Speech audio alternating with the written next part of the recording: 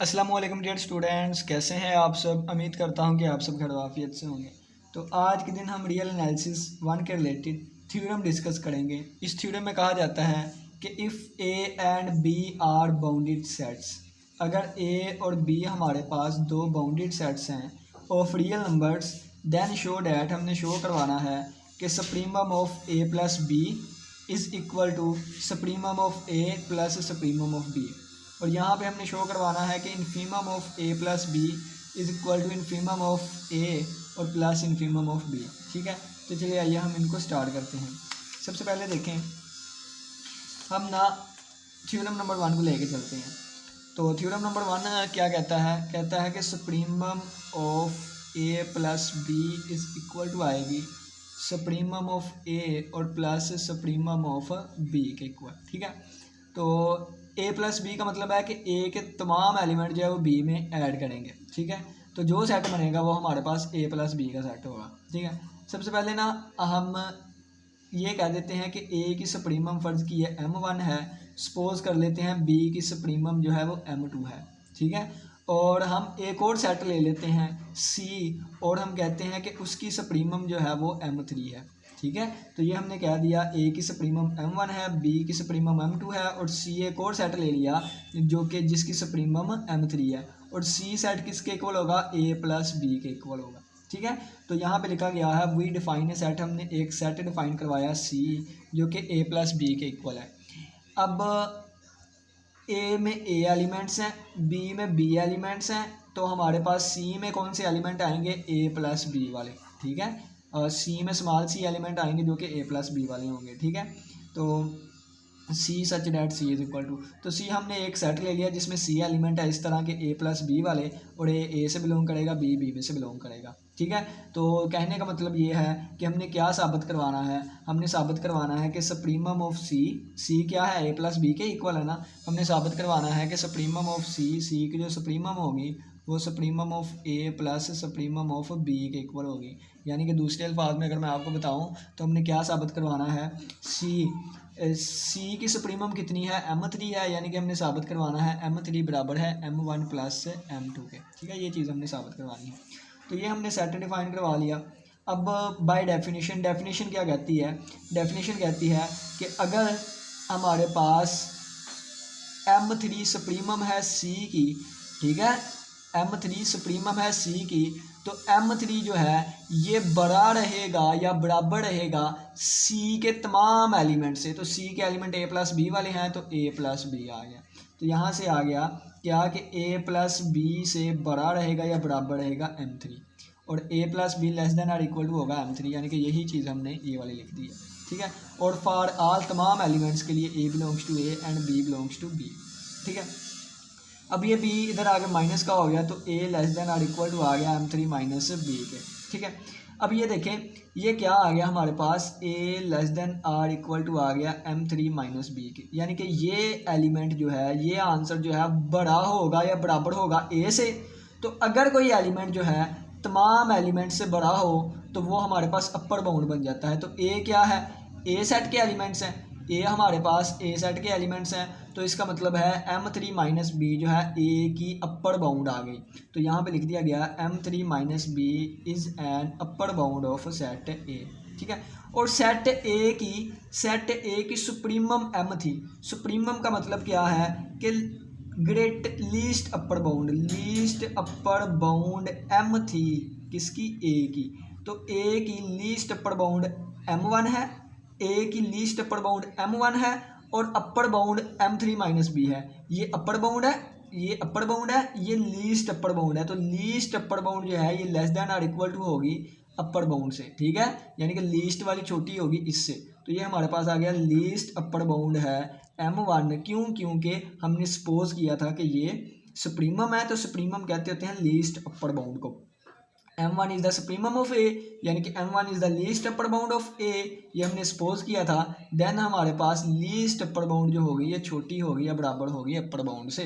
तो हमने लिख दिया कि least upper bound is less than or equal to upper bound. ठीक है, for all B belongs to B. अब ये देखें, अब बी जो है इधर आके प्लस का हो जाएगा, ठीक है, और ये m उधर जाकर नेगेटिव का हो जाएगा, तो आ गया b less than or equal to m3 minus m1, ठीक है, यानी कि ये आ जाएगा m1 और b इधर आगे प्लस का हो गया, ठीक है, और अब ये m उधर जाके नेगेटिव का हो जाएगा, तो ये चीज़ बन गई, ठीक है।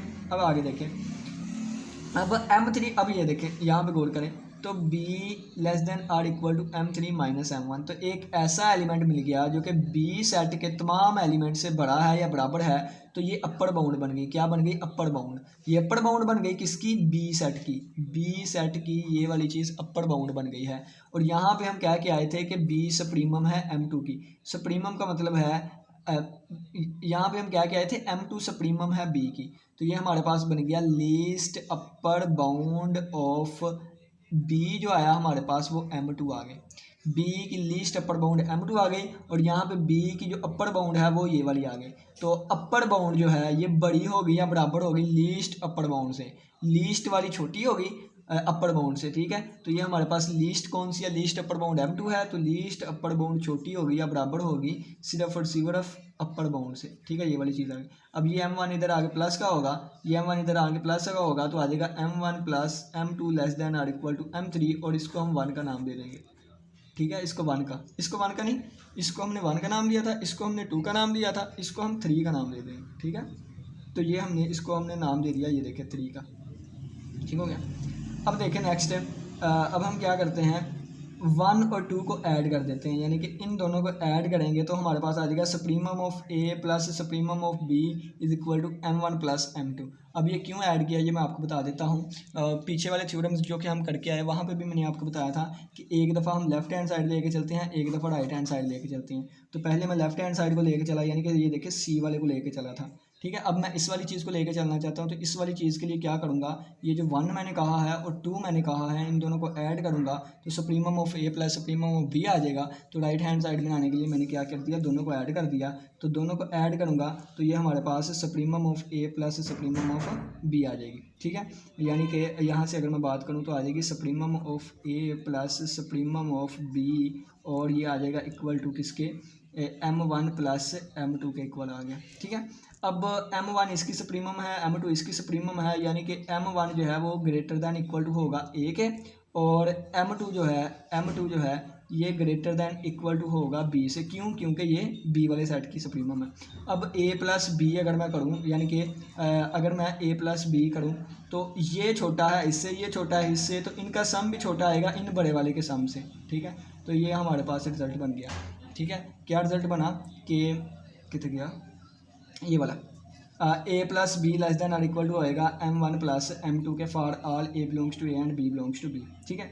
अब m1 और m2 जो है ये बड़ा आ रहा है इससे, तो ये किसके एलिमेंट थे? ये c सेट के एलिमेंट थे, ठीक है। यहाँ पे हम c सेट एलिमेंट डिफाइन करवा के आए थे ना, तो c सेट के एलिमेंट थे, यानी कि ये वाली अपर बाउंड आ गई, यानी कि अपर bound of c, upper bound of c हमारे पास आ गया, अपर बाउंड ऑफ सी ये वाली चीज़ आ गई, ठीक है। लेकिन हम यहाँ पे क्या आए थे कि सुप्रीमम जो है सी की वो m3 है, यानी कि सुप्रीमम क्या आती है, लीस्ट अपर बाउंड ऑफ सी हमारे पास आ गया m3। ये लीस्ट अपर बाउंड है और ये अकेली अपर बाउंड है, तो लीस्ट अपर बाउंड जो है यानी कि m3 जो है, लीस्ट अपर बाउंड जो है ये छोटी होगी या बराबर होगी अपर बाउंड से। तो अपर बाउंड की आई है m1 प्लस m2 आई है, तो इसको हम इक्वेशन नंबर 4 का नाम दे देते हैं। तो m3 less than or equal to m1 plus m2 आ गया। अब 3 और 4 की मदद से देखें तो m1 plus m2 less than or equal to m3 है, m2 plus m3 greater than है, यहाँ पे ग्रेटर देन है, यहाँ पे लेस देन है, यानी कि यहाँ पे अगर इसको पहले इस तरह लिख लूँ कि m1 प्लस m2 जो है ये greater than or equal to m3 है। यहाँ पे देखें ये less than or equal to, ये greater than or equal to, तो इक्वल टू वाली दोनों में आ रही है, तो इसका मतलब 3 और 4 की मदद से हमें आ गया कि ये दोनों चीज़ें आपस में इक्वल हैं। बैक सब्स्टिट्यूट कर देंगे, m3 ये इसके, m1 ये थी, m2 ये थी, तो हमारा लेंजी साबित हो गया। c किसके बराबर था, a प्लस बी वाले के, तो हमारे पास ये प्रूव हो गया, ठीक है। या सिंपली अगर आपने इस तरह नहीं करना तो ये मैं आपको बता गया था स्टार्टिंग में क्या कि ये देखें ये वाला रिजल्ट हमारे पास बन गया है ना, ये वाला रिजल्ट, ठीक है। तो इसी को हमने प्रूव करवाना था। m3 क्या है, सुप्रीमम ऑफ c है, m1 क्या है, सुप्रीमम ऑफ a है, m2 क्या है, सुप्रीमम ऑफ b है, तो सुप्रीमम ऑफ c किसके बराबर था, a प्लस बी के, तो ये वाली चीज़ आ गई, ठीक है। अब ये हमारे पास एक पैटर्न कैसे हमने चलना है ये हमारा प्रूव हो गया। अब सेकंड प्रूव आप खुद करेंगे, ठीक है, वो मैंने लिखा नहीं है, बस मैं आपको वो समझा देता हूँ, ठीक है, वो मैंने लिखा नहीं, लिखने की जरूरत भी नहीं थी। ये सेकंड प्रूव मैं करवाता हूँ आपको, ठीक है। लेफ्ट हैंड साइड में यहाँ पे ऊपर ऊपर लेके चलूँगा और राइट हैंड साइड जो है ये मैं नीचे लेके चल दूँगा, ठीक है।